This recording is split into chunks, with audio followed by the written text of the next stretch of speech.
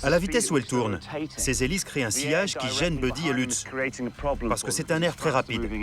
Ce que je voudrais, c'est que tu arrêtes les hélices, si tu peux.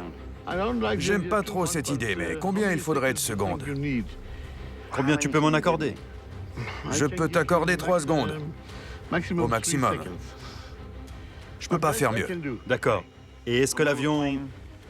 Oui, un peu, mais je garderai le contrôle. Très bien, je t'adore, merci beaucoup.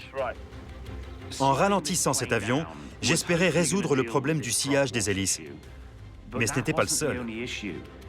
Parfois, il faut sortir des sentiers battus, et c'était ce que je faisais. J'avais un autre tour dans mon sac. Quand on dit balle neuve à Wimbledon, les joueurs sont contents, parce que les nouvelles balles sont plus rapides. Pourquoi? Notamment parce qu'il y a moins de duvet. Le duvet n'a pas été agité, soulevé. Il faut que je rase ces boules jaunes. Je sais que ça fait bizarre dit comme ça. Par ailleurs, je vais modifier la masse des balles. Là, elles sont légères. Si je les rends plus lourdes, elles pourront mieux fendre l'air. Et pour cela, je dois les remplir d'eau.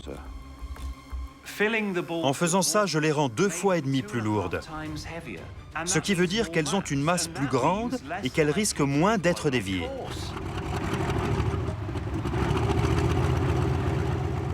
Franchement, je n'aurais jamais imaginé qu'un jour, j'attacherais 2 hommes à un biplan vieux de 40 ans en leur donnant des raquettes de tennis et des balles épilées et remplies d'eau. Tout était prêt. Paul devait couper le moteur pendant 3 secondes, ce qui allait nous donner un créneau pour notre cascade. Pour qu'il y ait un échange au tennis, il faut un service et un retour. C'est tout ce que je voulais. La question, c'était de savoir si c'était possible. Paul s'apprêtait à couper le moteur de son avion, alors qu'il avait 2 personnes fixées sur les ailes. Pour contrebalancer sa chute et réduire les risques, il a donc pris de l'altitude. On a un créneau de 3 secondes pour créer la tempête parfaite.